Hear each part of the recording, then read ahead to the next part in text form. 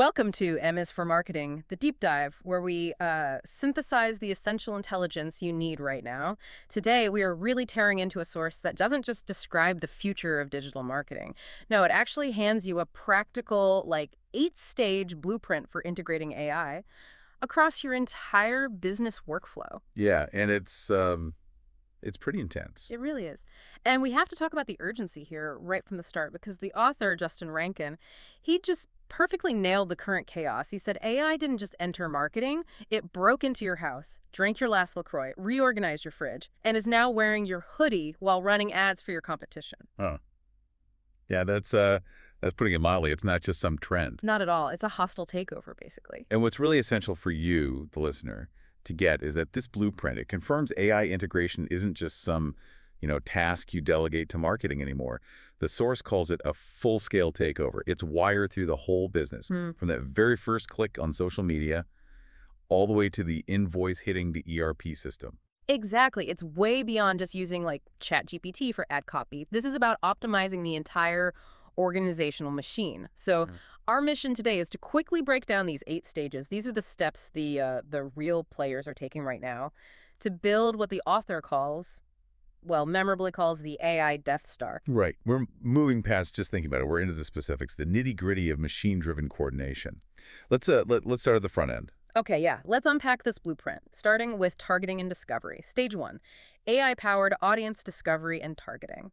The main point here, it seems, is that the targeting computer, it doesn't guess anymore. It uses deep learning to know exactly who to aim at. And the speed here is just vital. We're talking AI, social pixels, tracking anonymous visitors, sure. But the big thing, predictive lookalike modeling. And it refreshes daily with high-intent profiles. The AI is constantly, optimizing who you're even talking to. That real-time thing, that's what allows for dynamic creative optimization, Yeah. right? So the ad itself changes based on what that specific person is engaging with? Exactly. And that is how you get these massive financial shifts.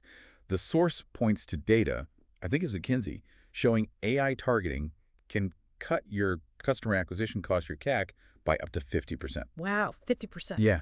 Think about how it works. You're just eliminating wasted impressions. Yeah. Because the AI only bids hard on profiles showing the highest chance to convert based on like hundreds of data points. 50% cost reduction just by knowing where not to spend money. That's huge. The principle is pretty clear, right? Manual audience targeting, it's like shooting blindfolded. It's inefficient.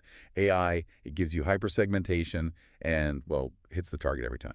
Okay, so once you've found that audience, stage 2 kicks in immediately. Social media retargeting with AI pixels.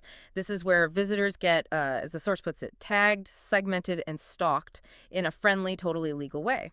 Right. And the system does it automatically, segments people into hot, warm, cold groups based on, scroll depth, time on site, specific clicks. And then the AI decides, does this person need trust-building content? Or are they ready for an urgency message, to convert? That persistence across different platforms, that seems key now. Oh, absolutely non-negotiable. The source mentions word stream data showing multi-platform retargeting boosts conversions by 70%. 70%. Yeah. So the critical takeaway is if a visitor only sees you once, that marketing dollar is pretty much wasted. The AI makes sure that first glance turns into, like, a multi-touch conversation. So, okay, we've got them on social. But the source makes this really crucial leap next. This seems to be the difference between just, good digital marketing and a truly integrated business system. Where do the real players go next? That's stage 3. And this is where it gets pretty technical. Connected TV retargeting with AI token recognition. They're not just tracking you on Facebook and Instagram anymore. They're following the user onto Hulu, Roku, Amazon Fire TV. Okay, wait. That sounds like a huge tech challenge. How does the system link an anonymous person on their phone with someone watching anonymously on their smart TV in the same house even? Right. That's the genius, I guess, of token recognition and device graph mapping.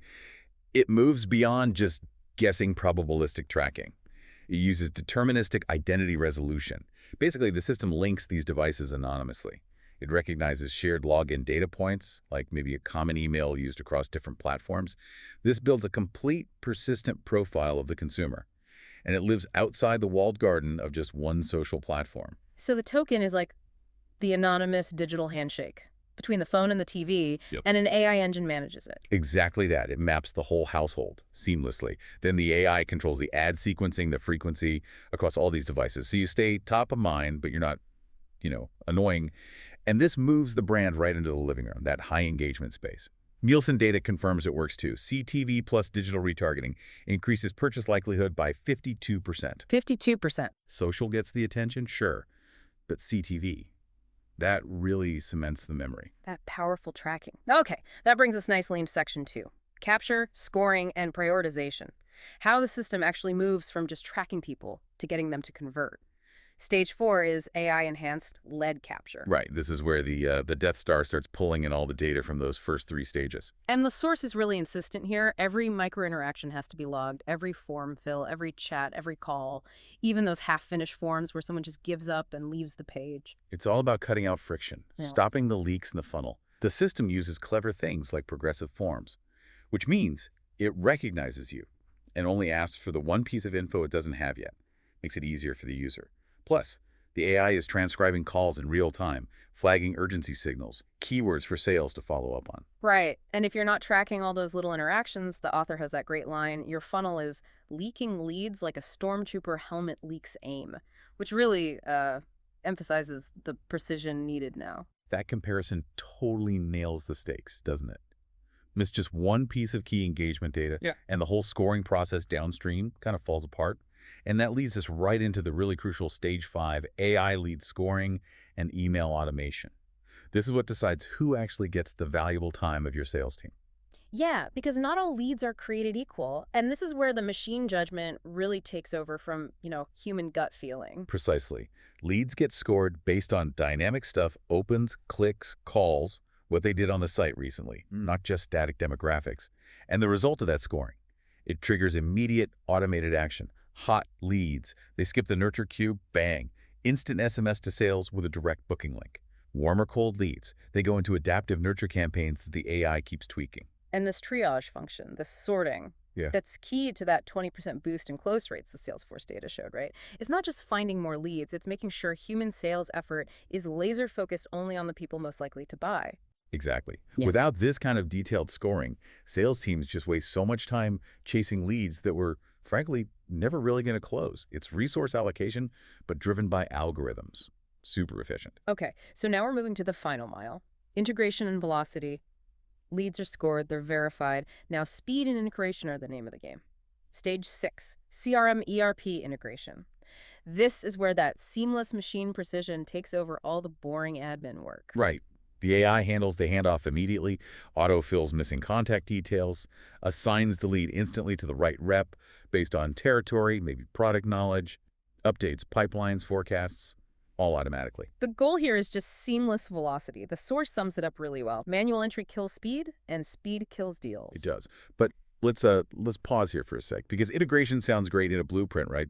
But trying to connect legacy ERP systems with a cutting-edge marketing stack, I mean, that's often where these big projects just fall over. It's a real point of friction. That's a huge point, actually. Yeah. If your existing tech infrastructure is, old and brittle, the AI system, no matter how smart it is, it's just going to hit a wall, isn't it? So how does the blueprint suggest getting over that hurdle, the legacy system problem? Well, it really emphasizes API synchronization and standardization before you try to deploy. The AI integration doesn't just, plug into the ERP. It needs to enforce clean data structures first to make sure that information can move instantly. That infrastructure work, it's basically mandatory if you want the kind of speed that Stage 7 demands. Okay, and Stage 7 is all about that speed. Automated sales and stakeholder notifications. When a lead flips from warm to hot, the team has to know, right now, not 10 minutes later when they check their email. Exactly. It builds this whole ecosystem of real-time communication. Sales gets an instant SMS, lead info, next steps, boom. Operations gets updates for scheduling new work. And critically, leadership gets live alerts on pipeline value. So everyone's aligned based on dynamic, real-time data. And that immediacy, that's what delivers that massive conversion lift. The source uses inside sales data, responding to a lead within 5 minutes. Boosts conversion odds by 900%. 900%. That number alone pretty much validates the whole complex, expensive system build out of the previous 7 stages, doesn't it? It really does. The core idea for this stage is simple. If you're late, you're last. The integrated AI system just cuts out the delay you always get with human handoffs. It makes you first, every single time. Okay, and finally, the loop closes. Stage 8, closed loop retargeting and continuous AI learning, the Death Star learns. From every shot fired, every hit, every miss. Yeah, and what's really revealing here is how it learns. It uses essentially reinforcement learning to constantly refine how the budget gets spent. It pulls dead leads out of the ad pools automatically, makes the budget instantly more efficient. It doubles down on creative that's working, again, automatically. And crucially, it connects the post-sale data too, right? Whether the contract was a success or failure, it feeds that all the way back to the initial targeting and creative. Yes, it uses that final contract data to actually predict churn and then proactively re-engage customers who look like they might be about to leave before they actually do. The core finding is, well, pretty straightforward. If your marketing doesn't get smarter with every single campaign, you're just paying to make the same mistakes over and over again. So wrapping this all up, what does this really mean for you listening? The article presents this full-scale 8-stage adoption as basically the new reality for success. It argues this system handles everything, from the first impression to the signed contract, all with machine precision, zero wasted motion. The game has just fundamentally shifted. I mean, the source leaves us with two clear options, right? Keep firing your marketing pea shooters, Right. or commit to building this hyper-coordinated system, this Death Star. The key takeaway, I think, for every business leader listening is that AI is really changing the whole organizational workflow. It's moving from humans trying to coordinate tools to machines coordinating everything across departments, marketing, sales, operations, all of it. That coordination, that's the real prize here. Okay, and before we go, just a final, maybe provocative thought for you, the listener. We spent a lot of time detailing how AI uses anonymous tracking, device graphs, token recognition, all to follow customers in a friendly, totally legal way, quote unquote. Now, if building this kind of hyper-efficient system really is non-negotiable for business success today, how does consumer perception of anonymous tracking evolve? And maybe more importantly, what are the practical limits? What lines will consumers and regulators eventually draw on this level of cross-platform surveillance? That's a big question. Definitely something to chew on as you think about implementing your own AI blueprint. Indeed. Well, thanks for joining us for this deep dive into the future of automated workflows. Yeah, great stuff. We'll catch you on the next deep dive.